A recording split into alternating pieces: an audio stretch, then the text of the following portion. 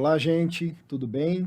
Estamos aqui para mais um VetCast da Equilíbrio, né? Esse programa que está tratando de um tema interessantíssimo, que é nutrição. E eu estou aqui com a Thaís Ishida, né? Que é coordenadora técnica da ADM, e eu estou aqui com a Vivian Pedrinelli, que é doutoranda em nutrição de cães e gatos.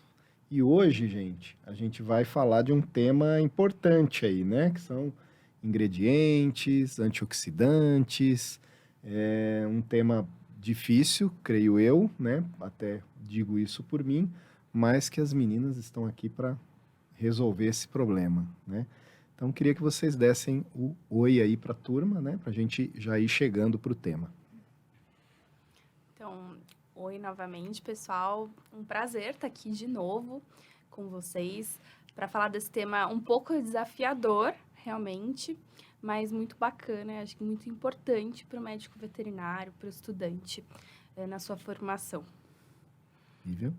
Então, eu agradeço o convite de novo, né, pessoal? E realmente, eu vejo que para a gente trazer mais alguns mitos, desmistificar algumas coisas, né, são temas realmente polêmicos, muito técnicos, né, complexos, mas a gente está aqui, acho que, para poder facilitar um pouco a abordagem desses assuntos. Legal. E a gente já falou aqui, né?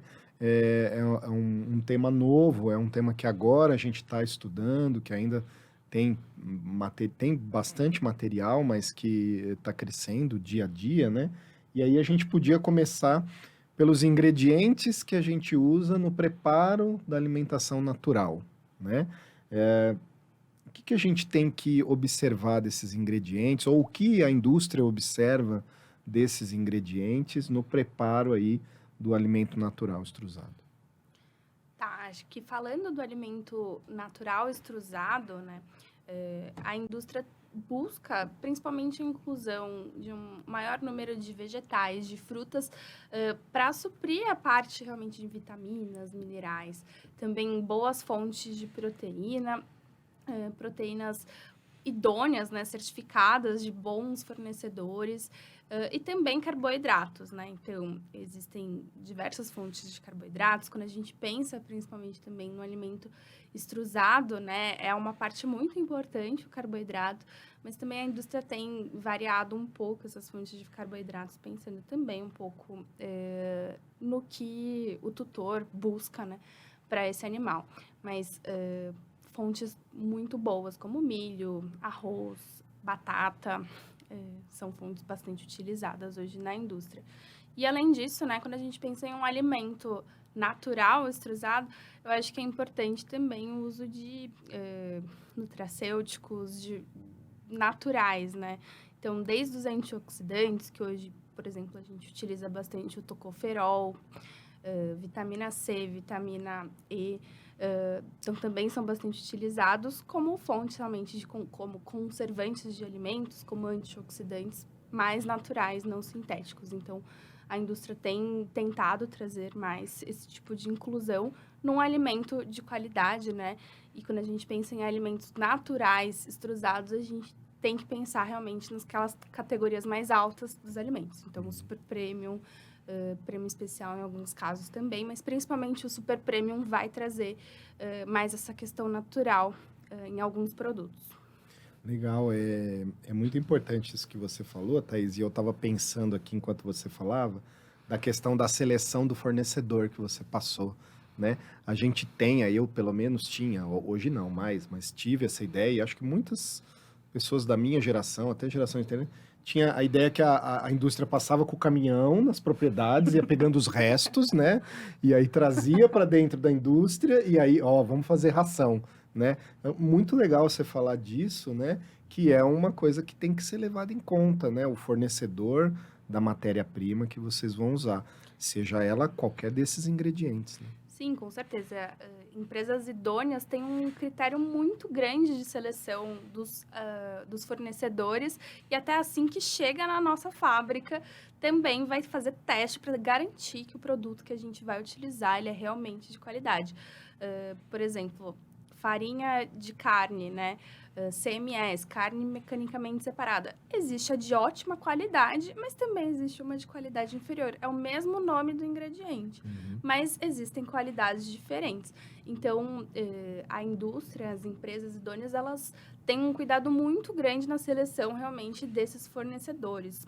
E eu acredito até que falando de alimentos naturais, extrusados, além, né, dessa questão nutricional, de buscar ingredientes, fornecedores mais naturais, também tem uma questão muito importante, que é o bem-estar dos animais, né, que passam pelo processo. Então, se a gente está pensando em fonte de proteína, como que foi o tratamento daquele bovino, daquele frango, antes, né, dele se transformar realmente numa proteína para consumo. Então, tudo isso, também, essa questão do bem-estar é importante quando a gente pensa na indústria. E até em questões, por exemplo, de embalagem. Os alimentos mais naturais, eles têm algumas pegadas bacanas, pensando em reciclagem, em diminuição de emissão de carbono, né? Então, tudo isso é levado em consideração hoje em dia. Acho que também é algo que nós, humanos, a gente tem tomado mais cuidado conosco. Sim. E também com os nossos pets, né? Por que não buscar algumas coisas assim também? Legal. Vivian, você como a Thalina, nutrição clínica ali, né? No dia a dia, na pesquisa também, que a gente sabe que você gosta. Como que você observa essa importância desses ingredientes e desse cuidado na produção do alimento, de repente, que você vai indicar, né?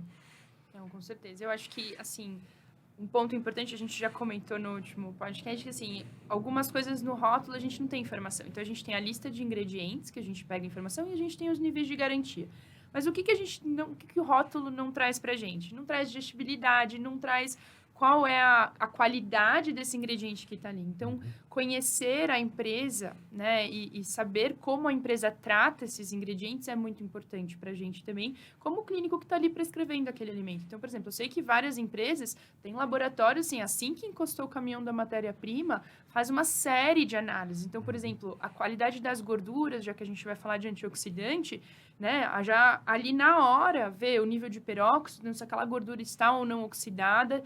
A indústria, ela tolera, né, eles geralmente têm intervalos, ó, entre aqui e aqui eu aceito, né, entre, sei lá, 1 e 2 a gente aceita, mais do que isso a gente não vai aceitar. E assim, uma empresa idônea, ela não aceita, aquele caminhão, aquela matéria-prima não entra para a fabricação daquele alimento. Então, para a gente como clínico, assim, é importante você confiar na empresa que você está prescrevendo e, na dúvida, eu sempre falo, liga no saque, pergunta como é o processo, às vezes pergunta se é possível visitar a fábrica, o laboratório. Muitas dessas empresas oferecem isso e isso desmistifica muita coisa. A gente, conhecendo os processos, a gente entende que não é aquela coisa, né, que é assim, passa o caminhão e recolhe, eu já ouvi dizer que vai bicho atropelado, não tem nada disso, né? Então, assim, que eu falei, é muita ciência, é muito trabalho e muita parte técnica envolvida. Sim. Então, o que a Thaís falou, a gente tem farinha de carne e ossos, que a gente fala assim, mas tem muita matéria mineral, às vezes, né? Então, não é boa. Não, a gente tem farinha